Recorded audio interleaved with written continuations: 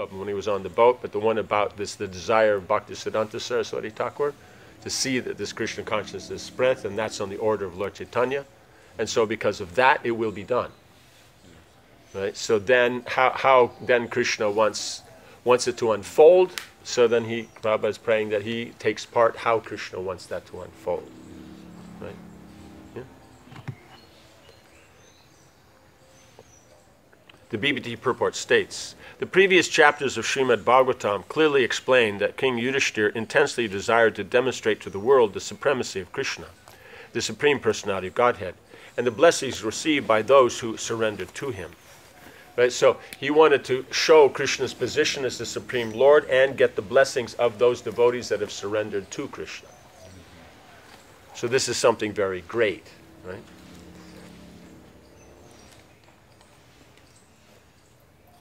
To do this, King Yudhisthira performed a Rajasuya sacrifice, a very difficult task.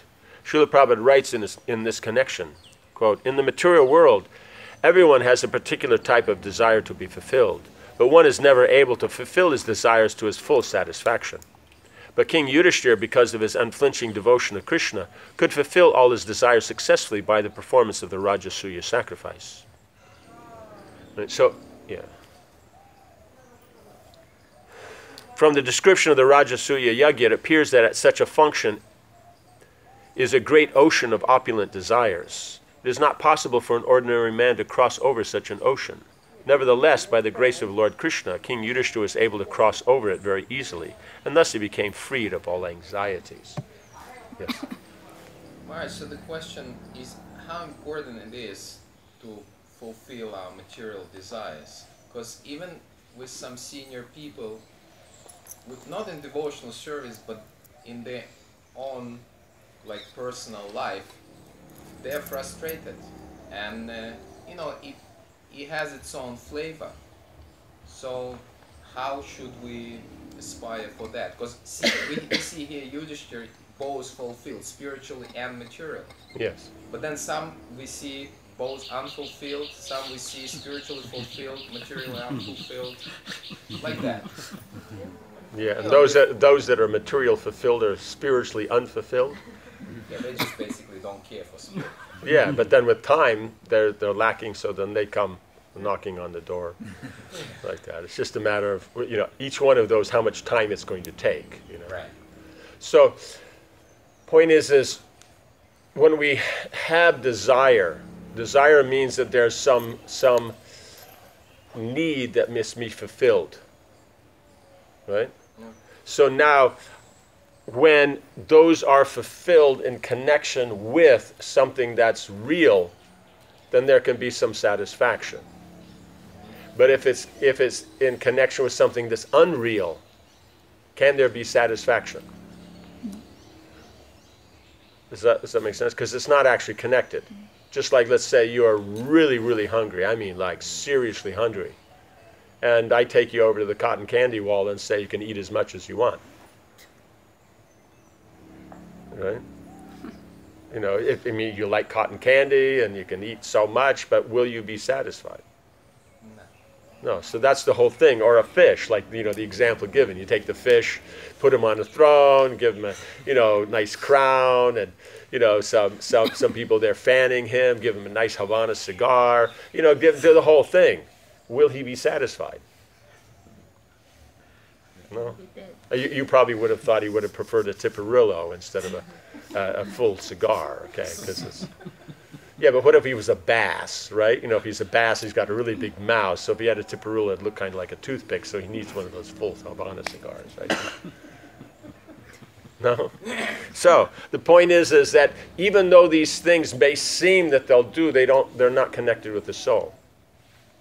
So the point is when you say he's satisfied, that indicates that it is devotional service, because on the material platform, it's impossible to fulfill desires because it doesn't connect to the soul. So the soul, there'll be some shortage. You may have fulfilled exactly, this is the difference, you may have fulfilled exactly the form of what your desire was. Like you wanted a particular situation or a particular, object or into whatever it is. You got that perfectly according to the textbook, but it won't satisfy the soul. So because of that, then you'll start to contemplate varieties of that, variations in that. You know what I'm saying? So yeah, we sat together, we talked and all that, but it was just in the park. Maybe if it had been, you know, in the coffee shop, it would have been better. Then in the coffee shop, then well, that, you know, it still was the problem. So maybe if it had been in a restaurant, or maybe if it had been on a drive, or maybe if we had gone to, you know, Paris, or, you know, something, it would have made it better.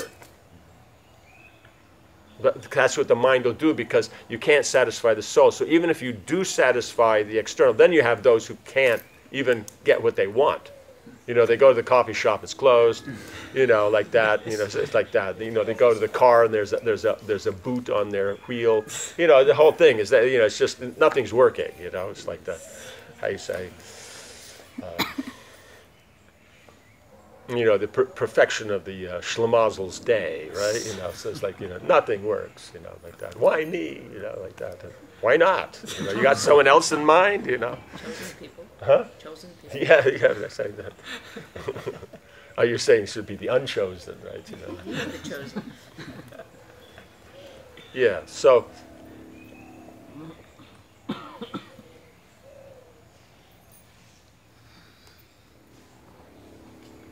you have two things there. Is actually the form of fulfilling the desire, and then whether you'll actually even get something from that.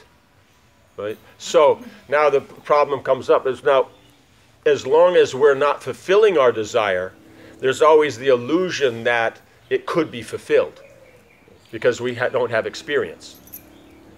And so that's the weakness in the vikarmic process, is we use processes, you know, of, you know, social, economic, and all these different things, sensual processes, to fulfill our desires.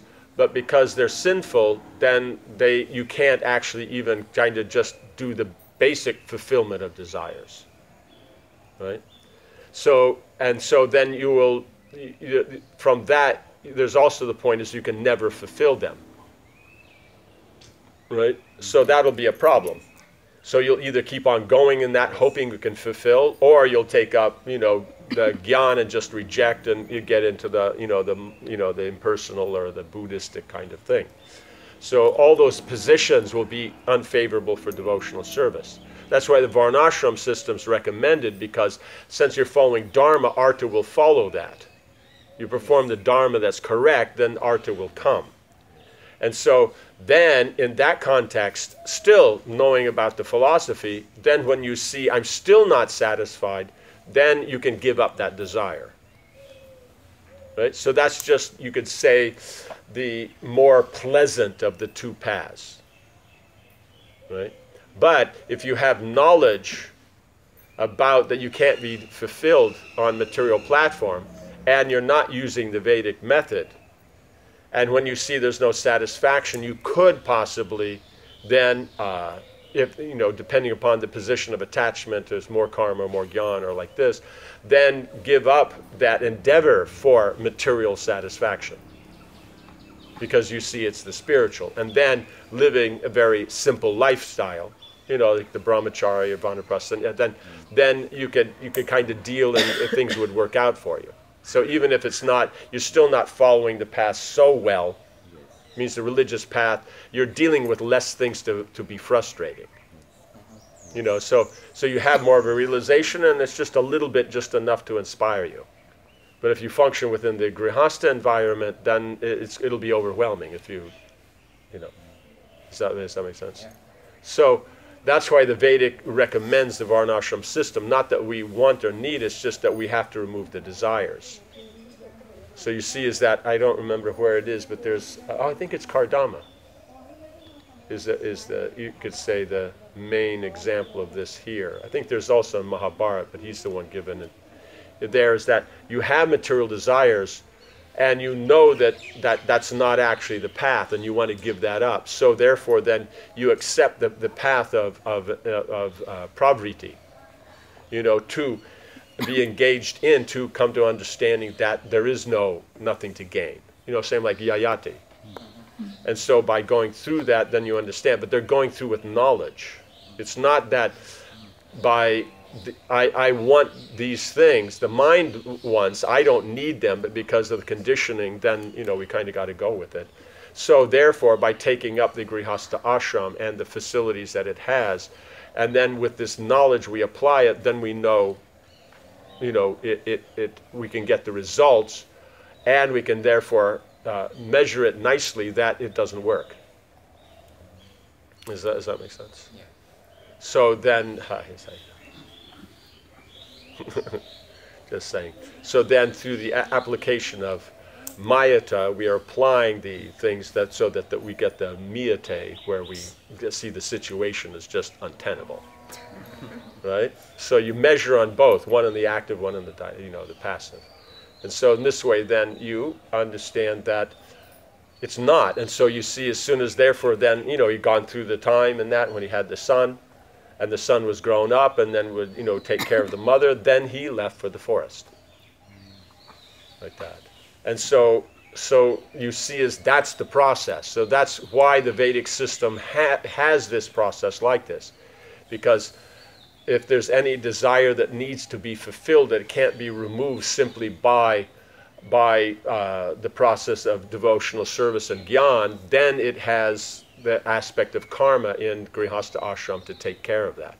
And one can get as involved in it or not according to position. Does that make sense? So someone can live a very simple Grihastha life because there's not so many desires. Someone can have a very developed Grihastha life because there's more desires. It's very individual, as we were mentioning before. That's the perfection of the Vedic system. There's no standard as such. It has that wide range. Because otherwise you see is that according to Manu, the law, having one child then fulfills your duty as a grihastha to have children.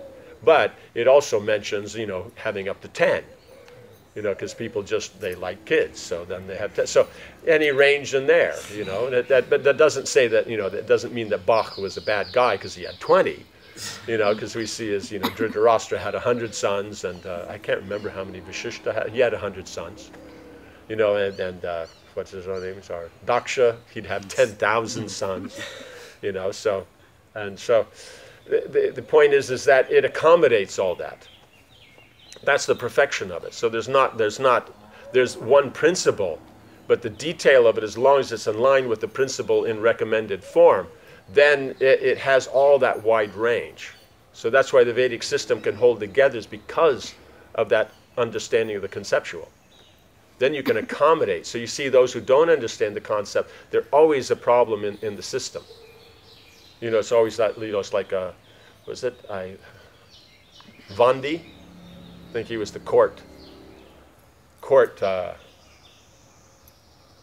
priest, or the Rajguru in the king's court that how you say that Astavakra came to defeat, just because they present in that way. They just see only their position and this and that and so many different things, and so you have all these problems you come up. Kings like that, Vaishyas like that, Shudras like that. It's just they don't see the concept, so they don't see how they fit in. Does that make sense? They just see the duties and what they'll get from it and what they want more and this and that. Like I told you, that one, even that one devotee that I met, very expert, very pukka, you could say very professional about his performance of duties. And one day in a discussion on Varnashram, he very, clearly and maturely and pointed out he's a Shudra. And so it's his, I was saying about how nice he does this things, and that says, no, but it's my as a Shudra, it's my duty to do all these and pay attention to all these things nicely. That's what I have to do. But he's serving those who are paying attention to other aspects, to the preaching, to organizing, the bigger things like that, and all these aspects. So he saw the overall concept and where he as a Shudra fit into it.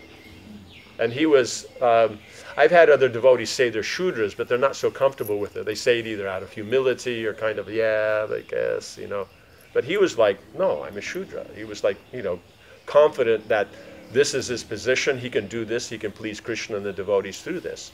And he was, you would say is that in that whole group of hundreds and hundreds of devotees engaged in this, out of it, he would be on the whole thing the third most responsible person in the place. And that's above the managers of the whole thing. Means if people had problems with that, they went to him. Like that. Because of that. And he was doing the thing of Shudra. He understood. He said, this is what I'm doing for Krishna.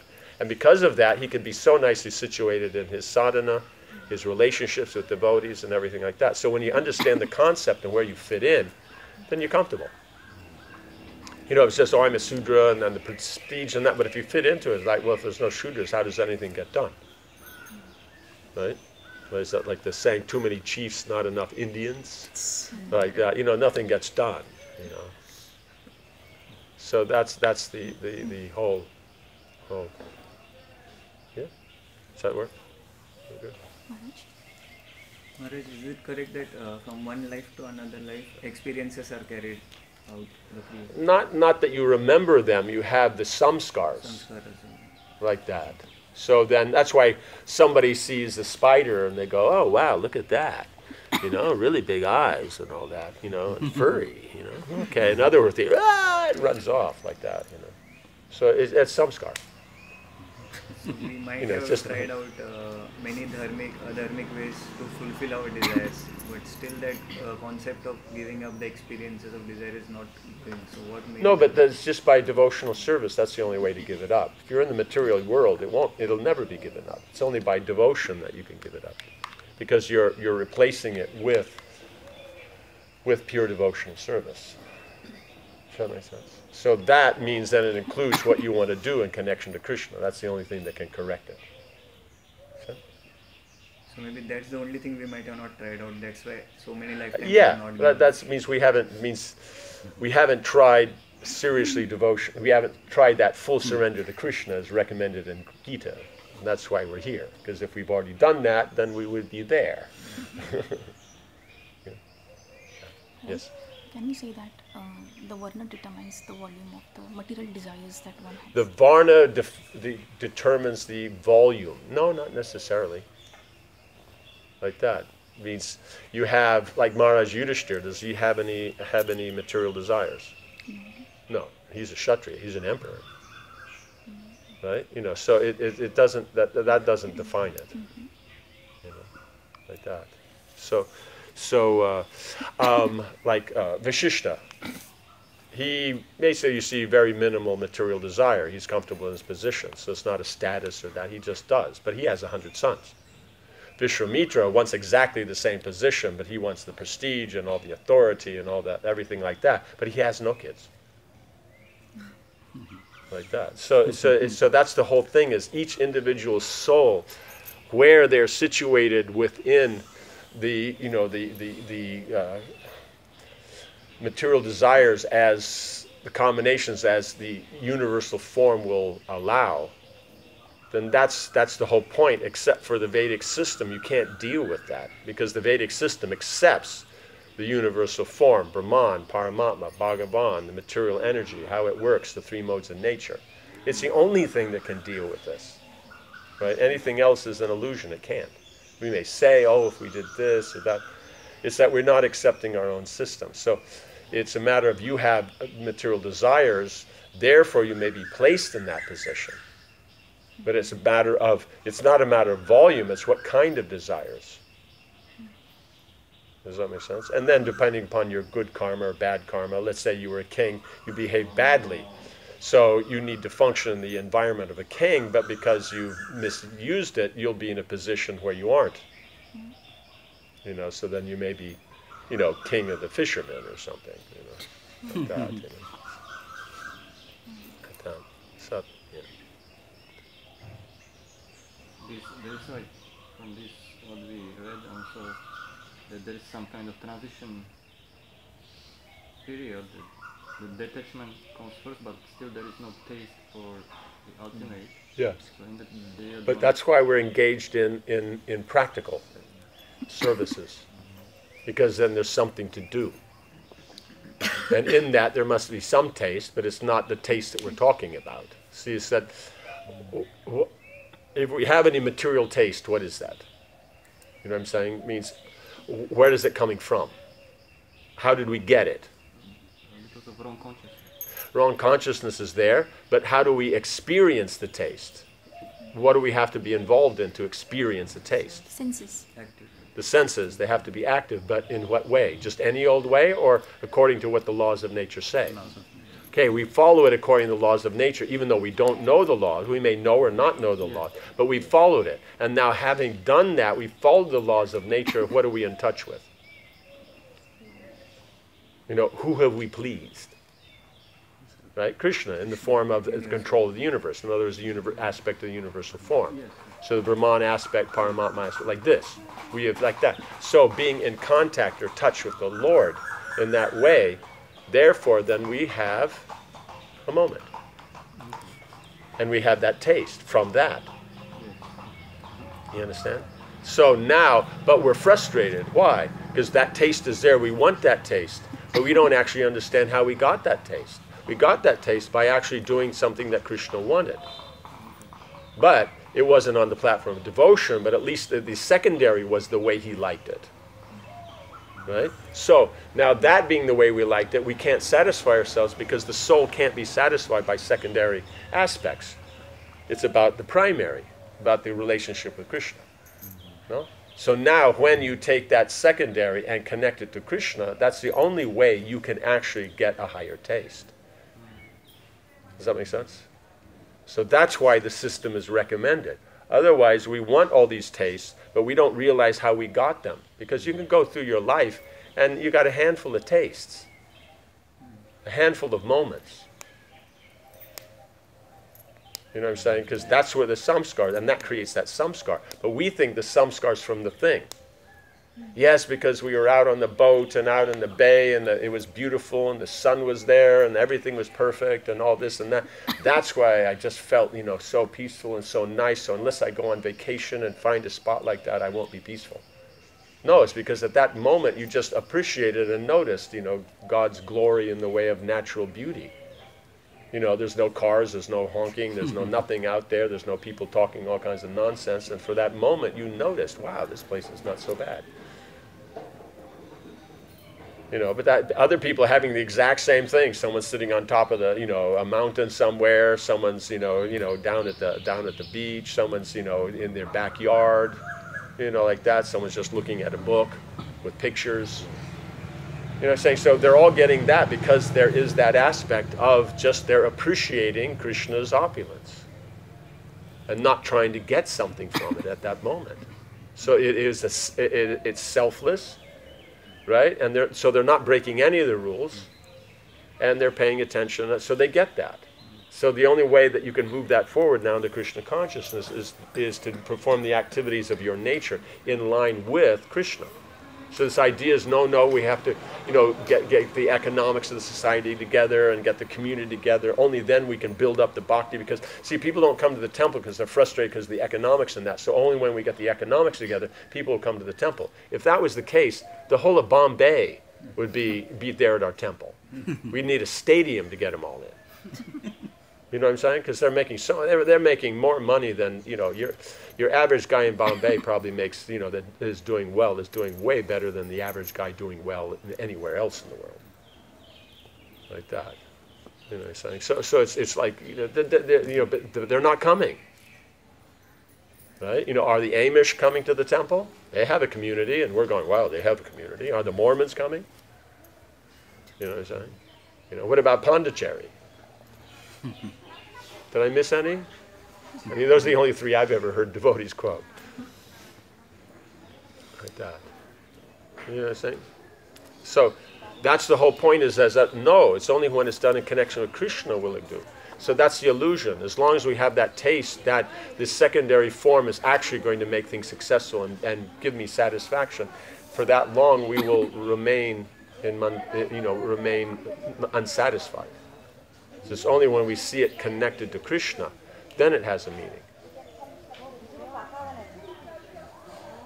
Does that make sense? Otherwise, it can't have a meaning. Just on science, it can't have a meaning. Does that make sense? Actually, Krishna wants us not to be Mayavadis. That's why he's doing that, putting in the position, and we have to understand that it's all Krishna's energy. It's all Krishna's energy. So we can't be, we can't be Mayavadis, and then, then that takes step forward. Means Mayavadis are following the Vedic culture, but they can't see beyond what's happening. So you're following the Vedic culture and seeing devotional service. So that's the perfect. You get everything in that. So if that's understood, so when it says the spiritual master knows everything, when you know Krishna, you know everything. Or a devotee who knows Krishna knows everything. You have to understand how that works. Because otherwise you say, oh no, but there's so many branches of knowledge they don't know. That's the secondary form. That's a waste of time using that as an approach. The point is Krishna is everything. You know him, you can see him in everything. You actually know everything. Because knowing Krishna, he includes everything. You may or may not be able to mechanically explain it, just like Kashimisha wasn't mechanically explaining it. Because someone like Jiva Goswami is. But that doesn't mean that he doesn't know, because he knows Krishna, his life is already perfect. Because we're learning these knowledges to try to improve the quality of the experience in our life, our satisfaction in life. We wouldn't be doing this if it didn't ultimately give some. Either directly it gives in our idea, or by that we get some money or some other thing that will be useful. But if it doesn't end up with our happiness and satisfaction, we're not doing it. It's that simple. So the thing is, when you know that it's Krishna, you're already satisfied. So then it's already accomplished. You've already accomplished the perfection of what the human life is looking for. So that has to be seen as that this basis in Krishna consciousness, that's how everything functions. And we can see is that devotees like Yudhisthira Maharaj, because he sees like that, therefore something like the Rajasuya sacrifice, which is like an ocean of desire, because desire means all the needs. You need unlimited stuff.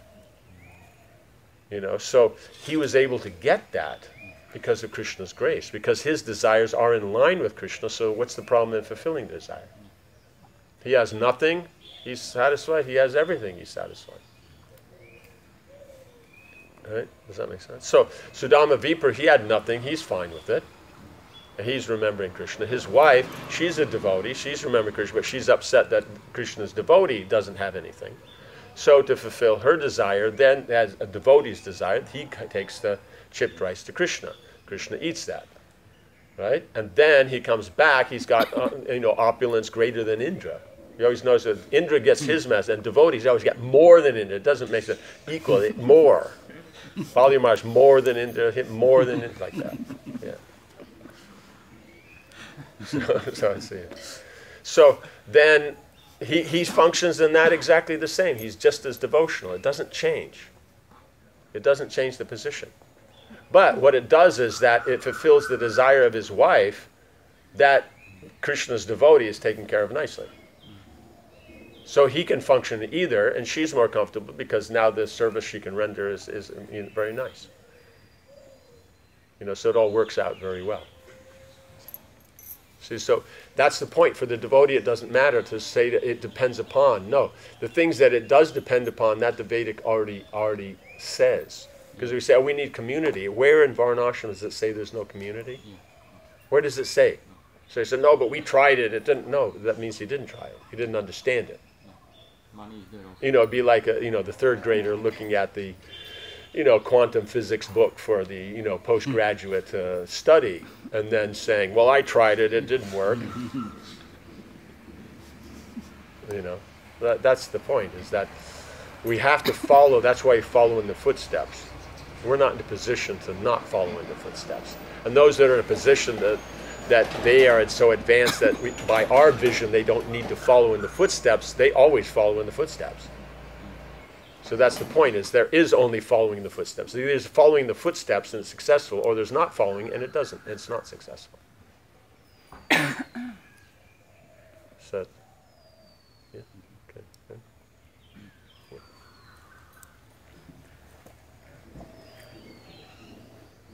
Yeah, so he becomes free from all anxieties because it's connected to Krishna. That's what frees you from anxieties. So you can see as it had to be devotional. That's why it's fulfilled, because it's about Krishna. So therefore, fulfilling all that, he's absorbed in Krishna consciousness. Therefore, he's freed of all anxieties. Just if you fulfill all the material desires, it still doesn't work. You know, you want something, but as soon as you get it, then there's something more. It's just the way it works. You want the car, okay, you got the car, but now you need a garage for the car, and now you need this for the car, and now you need a parking space for the car, right? You know, does that make sense? You know, it's like, you know, some people say, yeah, I'm doing this for the money. You know, some guy says, no, I'm doing this for the parking space. I moved up in the company, so I get the parking space like that. I hate the job, you know, but I get a parking space, you know, so. You know, so it just keeps going, and then you have that, and then you got to take it for a drive, or you got to do something else, and then all this is going great, and then it's 2 years has gone by. Now it's time to, you know, trade. You know, it's unlimited. So therefore, freed from all anxieties means devotional service. You can't do it otherwise. But you see, is that the form that is there, then for the devotee, Krishna fulfills, because it's all about Krishna, and so there is no material desire.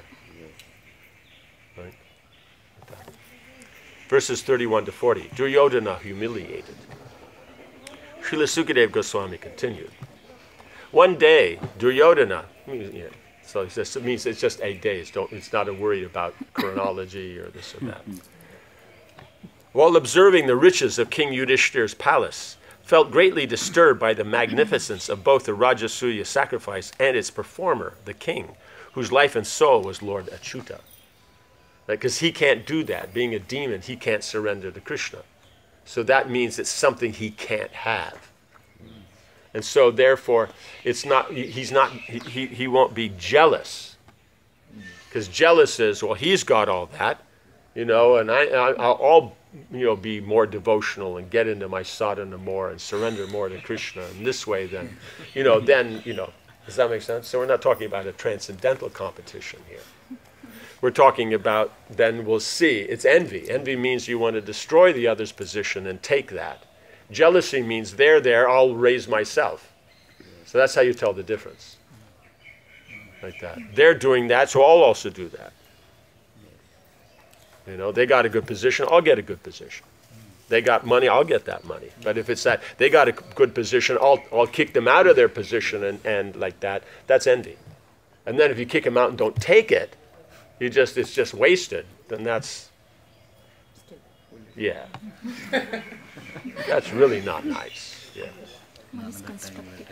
One is in passion and another is ignorance. Yeah. So, yes. So the jealousy will be passion because you're active and you come up to it, you know. But the ignorance means it's destructive. You have to remove them. Oh, we have to do this. This has to be done. You know, unless this is done, how can it go? I mean, you know, as I'm saying, you know, the political activists and all that, they're going on, and it's the country's going on fine, and they're making this whole thing like this. And it has its problems, of course. We're not saying it's perfect. And so the whole world is around that one thing that they want to do. And so when they do that, then they get some. But then did it actually? You know what I'm saying? You know, isn't it? They brought down Louis, and did it get better? You know, was it known as an opulent place and all that? You know, it's not that people were eating any better after that. You know, it means before they didn't have bread or cake, and now they still don't have bread or cake. You know, at least they were offered cake in the previous regime. You know, like that. They, so that's the problem is that it's envy. It's not doing a better job. So they have a specific thing, and then they do that, but then then what? It's like the opulence of Russia. It was so great. It was counted as part of the European empires, and it was a big empire. And everybody was related. Come and go to programs and like that. But after they had the revolution, where was all that opulence? And you didn't see it for 70 years. Then only they start to use the economics again and build it up and all that. But instead of having the king there, then you have someone else there. But, yes. Bali Maharaj wanted to conquer the heavenly kingdom. What was that? But why?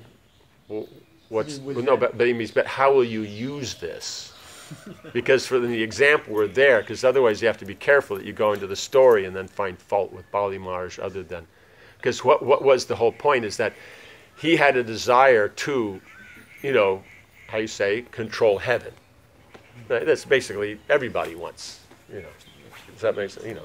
Like that. So then, but how did he go about it? He went about it by just going there and fighting. Right? But that didn't work out. In fact, he even got killed. Right? So then Sukracharya, by the Sanjeevani mantra, brought him back to life. So then, now how did he go about it the second time? Now he became clever after being killed and revived. He became? Clever, more intelligent. Yes. So that now he surrendered to the Guru, followed the process, worshipped the Brahmins, performed sacrifice, did all that kind of stuff that was required. That's what elevated him there. So that's what you take from this. That the demons and the demigods, fight over this and that. That's just standard. It's like cats and dogs. It's just, they got to fight. So does that make sense? So in other words, you have to be careful is that you use the right thing in the right place. Because there, the example is he followed what's the recommendation. He respected Guru, respected the Brahmins. And so since the point is that through the Brahmins and that you get everything because the Brahmins are dear to Krishna. Therefore, he got his desire fulfilled because he pleased the Brahmins. While at the same time, now Indra, if he was carrying on and pleasing the Brahmins, then it would be a stalemate, right? But because he had insulted the Brahmins because of his pride, right? Bali Maharaj was proud, and they were at least dealing properly with the Brahmins and doing their duties. So there might be a little pride, but it was within line of their position. They defeated the demons. But now the demons become submissive and actually respectful to them, which is more than the demigods are even on a good day, right? And then from that, the demigods, then they disrespected the Brahmins. So that means then they come up and they're the qualified ones. So that's the thing to take from the story. But this whole fight between the demons and the demigods, that's based on basically envy and like that. There may be some jealousy, but a lot of times it's envy. So it's just because they're in the material world. So the basis of everything in the material world is the mode of ignorance. Not mode, is ignorance. Then within ignorance, you have the three modes. So they're ignorant of their relationship with the Lord. That's the Mahatattva. So even if you're on Vasudeva Sattva, they're still in ignorance. That's why they don't go to the spiritual world. Right? So all the impersonalists and everybody else, and all the souls that come out of the Lord in the primary creation, they're all on Vasudeva Sattva. They can see things as they are, but they're not interested because there's no devotion. Right? So it's ignorance. Then the secondary creation is there, and then Brahma, and then the modes of nature, and then they fit that ignorance within the three modes of nature. That makes sense. So that's why sometimes you see when Shastra's talking about ignorance, and it doesn't mention the other modes, it means that how you say, primordial ignorance. And then when it's talking about the modes in specific, that meaning then the secondary aspect. Does that make sense? So the ignorance is that you're under Mahamaya. Then you're controlled by the modes. Right? Well, the primary is you're under Yoga Maya, so it's about devotion. Then you're under the particular, combination of Sandini, Samvit, and Vladini, the what do you call it? Jnana Kriya and Icha Shaktis like this, and that then makes everything flow. Does that work? Yeah. Okay. Srila Jiva Goswami explains, having mentioned that Yudhishthira's sacrifice was the cause of Duryodhana's sorrow, Sukadeva now describes the reason until verse 39. Out of great pride, Duryodhana usually stayed in his own camp. But one time, burning with envy, on constantly hearing about it, he went to the palace and saw the wealth of the kingdom and the sacrifice's influence and promise. Right? Otherwise, he'd stay in his own camp, come in, do his work, and then go back. So he'd only take part how much he was obligated to. But this time, burning with envy, by hearing about it, he just had to go see. That's the other problem with envy, is that it just makes you, attracted to what you're envious of. So. Previously, he did not pay much attention because of the crowds at the time of the sacrifice and occupation with his duties. Now, however, with absence of these this distraction, he saw everything in detail. He showed great pain. But Yudhishthira's wealth and the sacrifice's greatness was proper, without the fault of pride, since his heart was focused on Krishna, who is full of all powers and sweetness. Achutatmanaha. Right? So because of that, he was fully absorbed in Krishna. Then he had all this opulence, and everything was perfect, because he was just focused on Krishna. But Duryodhana, he's just focused on the secondary. That's the whole point. That's the thing is that he's not focusing on Krishna and about devotional. So he can't see things properly. Right? Now, as far as a manager goes, he's very good at his management. As a king and all these administration, he's a warrior, like that. And as a friend, there's all these different social things. He's just not good at devotional service.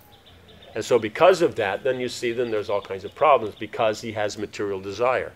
That's beyond what should be there. Srila Sukadeva Goswami continued, at that palace, all the collected opulences of the kings of men, demons, and gods were brilliantly manifest, right? Because everyone came and gave gifts. And so then those would be displayed, in appropriate places around the palace, especially if, there's one thing, they just give you, gold bars or, like that.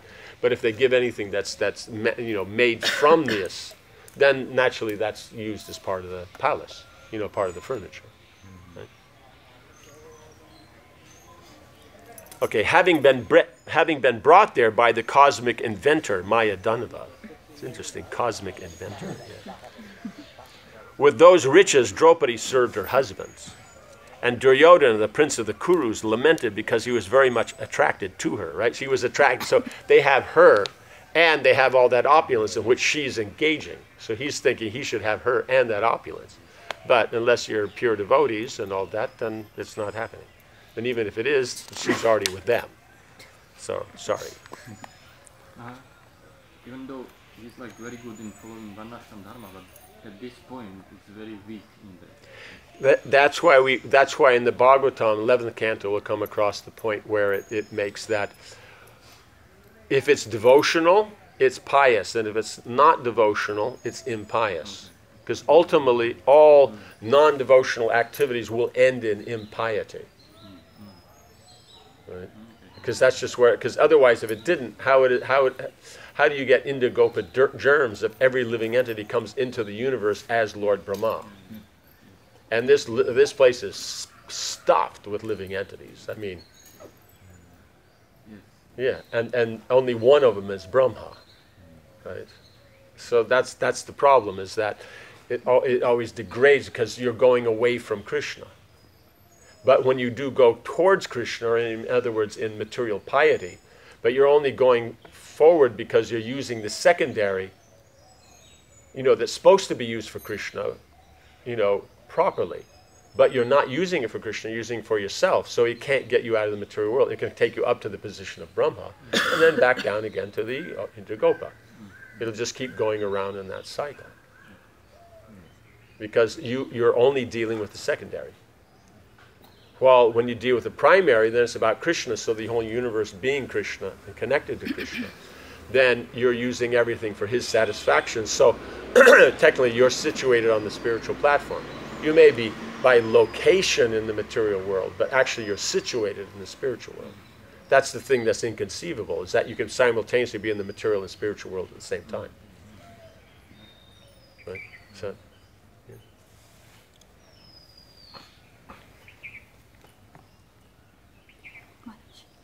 Can we say that dharma gives rise to temporary piety, something like that? Dharma gives rise to temporary piety. If we're talking about temporary dharma, if we're talking about sad-dharma, then that gives rise to the spiritual platform, eternal. But what makes it sad-dharma is it's connected to Krishna. That's what makes it. But otherwise, then it's just it's material. But the point is the Shastra is for the devotees. But at the same time, it accommodates those who are not, because it's the material world. Right? Does that make sense? Yes. Yeah. So, yeah. So then if you follow the Shastra, then you're following the practices that should be used in devotional service, but you're not using in devotional service, so they're not called devotional service, they're called piety. Right? You're supposed to, devotees give in charity. So you're giving in charity. But it's not devotional service because it's not to please the Lord. Right? Therefore, it's just called piety. That's the point. So that's why we can refer to the individual item and using in devotional service, or we can just say devotional service. Devotional service includes all that. So,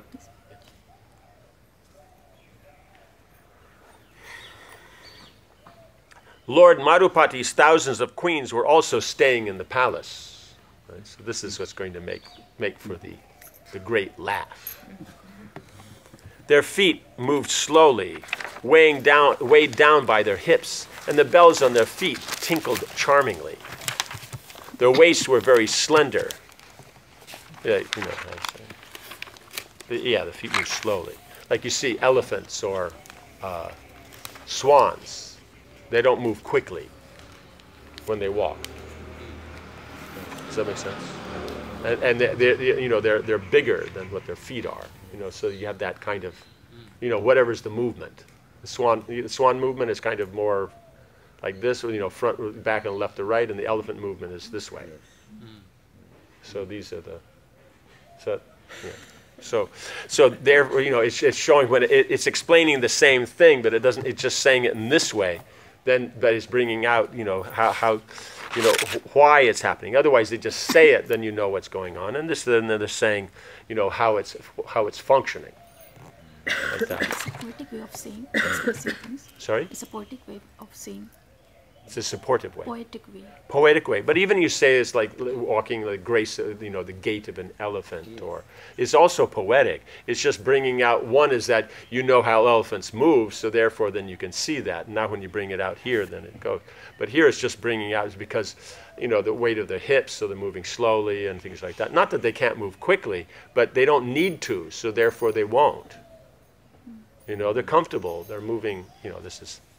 And their feet tinkled charmingly, so that means they're nice ankle bells and not, you know, ones that don't. Yeah. Their waists were very slender. The kumkum from their breasts reddened their pearl necklaces, and their swaying earrings, and their swaying earrings and following locks of hair enhanced the exquisite beauty of their faces. Yeah, so it's all just bringing out what Duryodhana is noticing, like that. And so he's getting very, very envious here. Maharaj, could one say that Draupadi, out of elegance, she would always walk like a swan, like elegant and slow? No, but they're all walking like that. Right. They're all walking. Even when they're doing millions of household duties. Yeah, they just may be a little quicker. I mean, it's not that an elephant can't go quickly, but if they're relaxed, they go slowly. You know, you see them, they'll just kind of move along nicely. But it's not that if they, you know, they're thirsty and they see a watering hole that they don't like run, you know. But the point is you don't call that the gait of an elephant. You say the elephant's running. Yes. So when you say the gait of an elephant or of a swan, then that means just how they would walk if they're just comfortable and nothing else is going on. Is that? So it's all just varieties of ways of poetic explanation. But you see, these are the things that make for the beauty, like that. Srila Prabhupada writes in Krishna book, after seeing such beauties in the palace of King Yudhisthira, Duryodhana became envious. He became especially envious and lustful upon seeing the beauty of Draupadi, because he had cherished a special attraction for her from the very beginning of her marriage with the Pandavas, right? Because she is the form of you could say, Indra's wife. So she's dealing with Dana Lakshmi, right? So she's Lakshmi, but it's that aspect of Dana. So it has that part that she's the one that can interact with the materialists. You understand? But she's not. She's with the Pandavas and all that. That's why it'll be more attracted there rather than the queens when they're Lakshmis directly. You know, not the transformation. So then, but that beauty, that feminine beauty, that will be seen, but he'll be especially attracted by Draupadi. You know what I'm saying? It's not saying that she is specifically more beautiful than the queens. You know, she won't be. But the point is because of the nature of her position, then she'll be more attractive than the queens. Right? So, Maharaj, when we saw about Swayamvara of Rukmini, there also like we found that the different kings, they also were attracted to Rukmini, but so that's why, because you know she is Lakshmi and they saw her in a material way, that it's the same descriptions. You know? no, it's here you're just talking about means beautiful girl is a beautiful girl, but I'm just saying here in this context why, because it's not that they're married, they're already married, because Draupadi's already married. So the point is that he, you know, had that time, he had gone there to marry her, but it didn't work out. You know, Pandavas won, so he's always, you know, kind of harbored that feeling. You know what I'm saying? So we're talking about a different thing, aspect. You know, so, but in general, the beauty will be the beauty, yes. So in that way, then you could say, you know, in another context, it has a different feeling. So that's why he says here, because he's from the very beginning of her marriage with the Pandavas, means from that time at the Swayamvar, he had already, it means when Draupadi, it means all the kings and everybody's sitting, right? You know, in their kingly way and all that.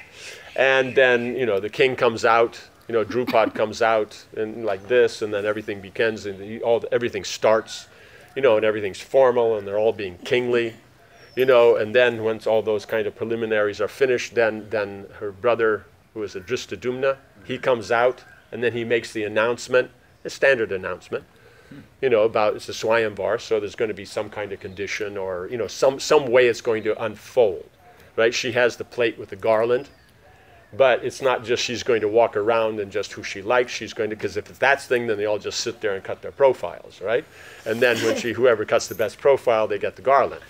But so the Swayamvars is going to be a plate with a garland on it. But here there's a condition on who qualifies to get that garland, right? And so you know, they've heard this, and that's also cool. They're all sitting there as kings. But when Draupadi walks out, then they just all stand up. You know, it's just immediately. Even ones that went there, it's said that you know, the king has gone there, the king, you know, and taken his sons there, that his sons are going to take part in the Swayamvar. But when they see Draupadi, even they stand up. You know, so everybody stood up. So, you know, so in that way she's exceedingly beautiful. But the point is that they had that original, that would be a better way of explaining it. Like that, because he had that original attraction at that point. So the idea is she could have been his, so even though she's the Pandavas and he's envious of the Pandavas, he still thinks Draupadi should belong to him. Well, he was never there at Rukmini's Swayamvar. But his friends were, and so he supports his friends. You know, they're coming up in the next chapter. Like that. So, yeah, so that's a better approach. In the marriage selection assembly of Draupadi, Duryodhana had also been present, and along with other princes, he had been very much captivated by the beauty of Draupadi, but he had failed to achieve her. Right? So he's still harboring that. Srila Sukadeva Goswami continued. It so happened that Emperor Yudhisthira, the son of Dharma, was sitting just like Indra on a golden throne in the assembly hall built by Mayadanava. Present with him were his attendants and family members, and also Lord Krishna, his special eye. Right? Because then you see through what Krishna says, see everything and connected to Krishna. So it's you know, how you say, like the, what do you call it? Bhakti chakshus, right? You know, like that. Displaying the opulences of Brahma himself, King Yudhisthira is being praised by the court poets. Right? So he's going in to see the palace, and then within that they're sitting in the court. So then he'll go through and see all these opulences that are there. So he's seeing the queens and all that. Then he's seeing the other things. So he's seeing a lot of stuff. Right? So now he's gotten to the hall, because the other things would have been made by Vishwakarma, but the hall is made by Mayadanava. Right? Proud Duryodhana, holding a sword in his hand and wearing a crown and necklace, angrily went into the palace in the company of his brothers, O king, insulting the doorkeepers as he entered. Footnote 12. Yeah, Srila Prabhupada writes that Duryodhana, quote, was always in an envious and angry mood, and therefore on a slight provocation he spoke sharply with the doorkeepers and became angry. Bewildered by the illusions created through Mayadanava's magic, Duryodhana mistook the solid floor for water and lifted the end of his garment. And elsewhere, he fell into the water, mistaking it for the solid floor. Footnote 13. Yudhisthira was always looking at Krishna, not fully satisfied. Thus, being absorbed in Krishna, he did not see Duryodhana fall in the water. If he had seen him, he would have sent his brother to bring him. Srila Sanatana Goswami. It means, in other words, if he had seen, he would have taken care and brought him over. Like that. But, in this case, he didn't see. Like that. Does that make sense? Like that. So, end here. Om Hare Krishna, Krishna Krishna, Hare Hare, Hare Rama, Rama Rama, Hare Hare. Jai Srila Prabhupada ki, Samaveta Bhaktividya ki, Jai Nitai Gaur Premanandi.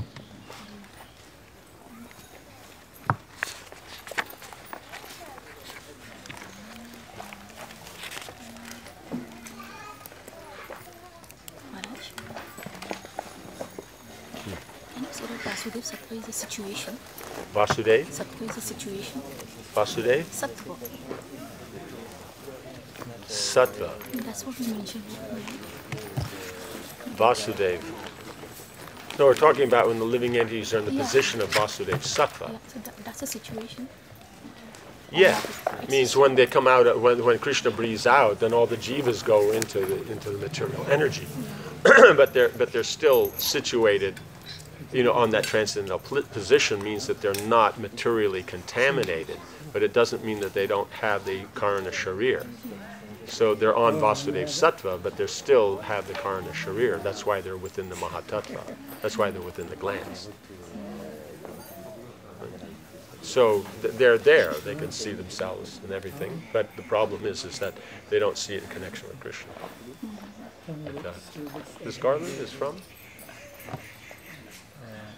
One devotee was going in temple hall. I forgot to ask him. He was giving to all senior devotees. No, but but is from where? I forgot to ask him. Oh. Sorry. Okay.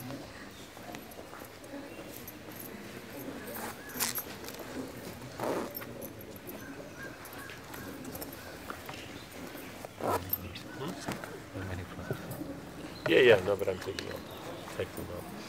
Because I noticed that ants don't go. I didn't take them all this time because the ants were all over, but they don't seem to go there, so I'll try it. See what happens. Yeah, because it has a hair on it. So that means that, and then technically speaking, everybody's got hair. Oh, you removed it. But that was the good part. The duty's hair. Yeah. These seems of Panchatattva. Panchatattva. Oh, okay.